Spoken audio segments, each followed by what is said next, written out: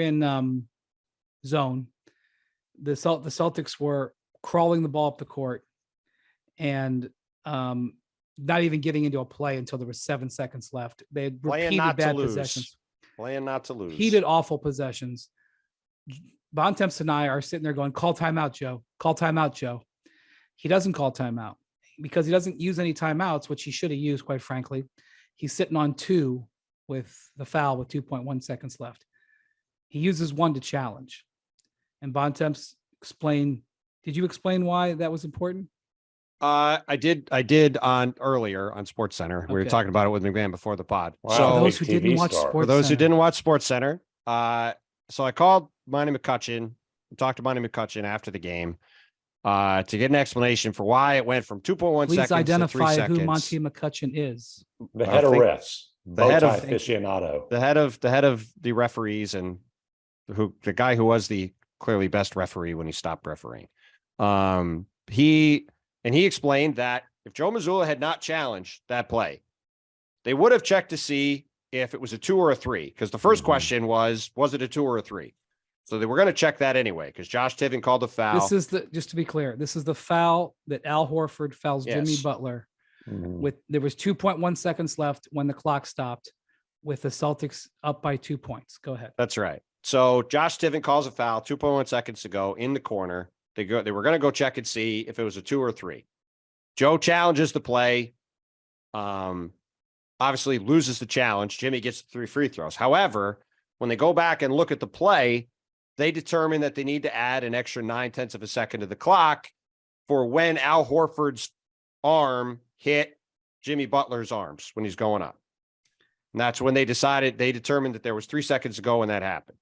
And as it turns out, the Celtics needed every one of those tenths of a second in order to win this game. So just all the layers of this are ridiculous. Let me say a couple of things. One, I know that there is some controversy about whether they needed to add 0.9. It does look, there are some angles on freeze frames where it does indeed look like he makes contact with Horford with 3 seconds left. Okay, that's number one. But even if that doesn't appease people who think that they were screwed, Jimmy Butler double dribbled or traveled or carried. Well, I don't think he actually did on the play, but that we don't really need to go into like referee talk. You're allowed to like regather the ball when you lose it. So we don't need to go down that road. All right. It doesn't matter. It doesn't matter anyway. The Heat. You ruined his Eric Lewis joke. Go ahead, MacMahon. No, it's a Bontemps trampled all over my Eric Lewis burner joke. Forget it. I'm upset now. You're going to be upset about something else anyway. That dribble didn't look right to me. I know they're never going to call that there. I mean, look, that all worked out the way it all worked out in the end. The Heat had to get one defensive stop, and they didn't get it. Right. The other thing that Marcus Smart said after the game, because it was a little bit insane how fast he shot that ball with 3 seconds left. He caught it and immediately turned. I don't even know. I mean, I assume he saw the rim, but he turned around. I mean, he got a pretty clean look at it. Yeah, he almost made it. I was going to say, I thought it was going in when he. I did too. Go. But the reason that he shot it so fast, he said after the game, was because in the last round against Philadelphia, was that game 4, Bontemps? Yeah, it was game 4 when they brought the ball up, and he ended up making a shot, but it was pretty clearly after the clock expired. It was less than a second. It was not super close, but it was less than a second after the clock went off. And so he was like, look, I was late getting that one. I wasn't going to be late shooting this one. And again, because he shot it so fast, Derek White had time to get his hand up there and knock it in. So it's very tempting to just focus on that last play because it's such an amazing play. There was so much else happening. And now I wonder where Jimmy Butler's legs are. Now, I made this mistake last year. In game 5 down here in Miami, the Heat won to go up 3-2. And Jimmy Butler, he was dealing with that knee injury. Okay. The And Celtics wanted to go up 3-2. I apologize. The Celtics wanted to go up 3-2. And he was dealing with that knee injury and he could barely move. He had almost nothing in games 4 and 5 last year. And I was like, Heat or DOA. We're going up to Boston to close this series out. And we all went up to Boston, and Jimmy Butler had one of the greatest playoff games I've ever seen. And so I am not going to count Jimmy Butler out. That said, he did not have legs in this game. And he only had 14 points in game 5. And with a tough turnaround, he barely came off the court. How many minutes did he play? He played 46. I think he sat out the first 2 minutes of the second quarter, played the rest of the game. Jeez. And I thought he was going to play 48. It was the first 46 of those were tough. Could not get any kind of separation. Like you said, Wendy, had no lift. The Celtics just were shutting everything down in the paint. How many shots did he get hard blocked? to watch. Well, Bam. So the Heat are 6-0 this playoffs when Bam scores 20. They are 2-5 the last 7 times he scored under 20, including the last 3 games.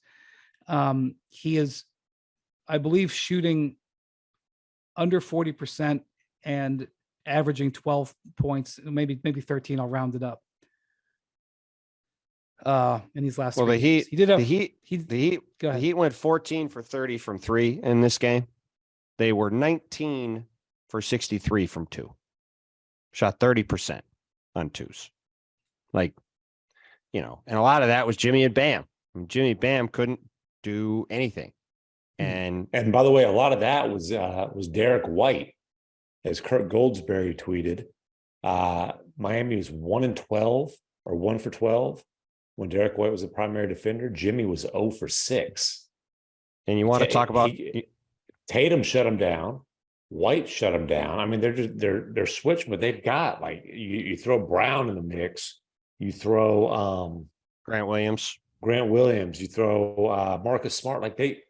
They've got so many guys who are capable of holding their own against Jimmy. And, he just looks like a guy who's taken a lot of body blows throughout this series. When you want to talk about Jimmy's legs, you go back to the earlier games in the series, he was feasting. And Derek White's an all defensive team guard. He's an awesome defensive player. And Jimmy, with his extra size and strength, was feasting on that matchup to start this series. They kept getting that matchup. Jimmy kept attacking it and attacking it and attacking it. And like you said, MacMahon, today, he kept getting it and not going anywhere. Well, and he tried just to bully him one time and ended up getting offensive fouls. They were reviewed for a flagrant. Right. They just hadn't been able to bully these guys. Yeah.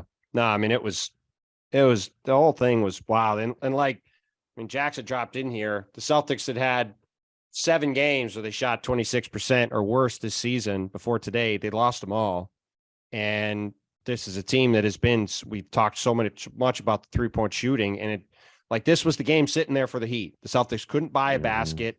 They played really hard. They played good defense, but this was the one sitting there for Miami to get. And I just feel for Jimmy.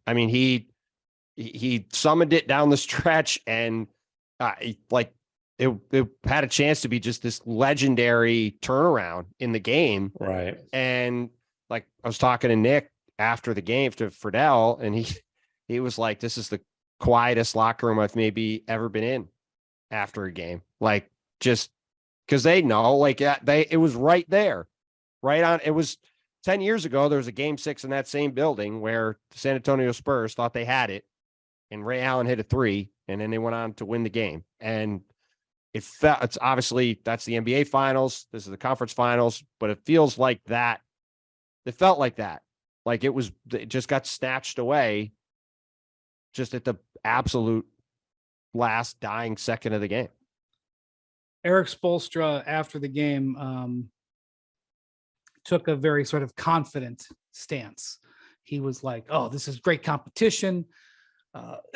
This is what you'd expect. This is what you'd expect from us. Everything in our season's been hard. So we'll just go. I mean, he was very clearly trying to set a tone. And I'm not sure. I would guess he tried to set the same tone with his team, which was spin positive. Hey guys, we're the 8th seed. We have a great opportunity to go win a game 7. Don't worry about the fact that you may be historically viewed as GOATs. This is going to be great. Like, he was working hard to do that. And by the way, I think that's probably a good idea.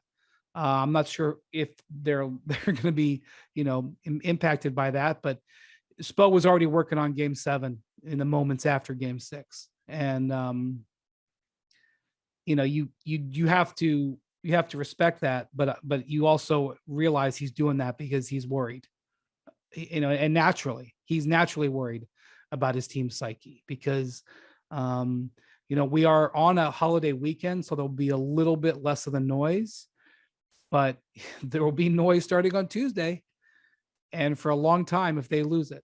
And there was, people were wondering tonight how much the Celtics might lean into the 2004 Red Sox, how many of them they can fly to Boston for Monday to get him in the stands.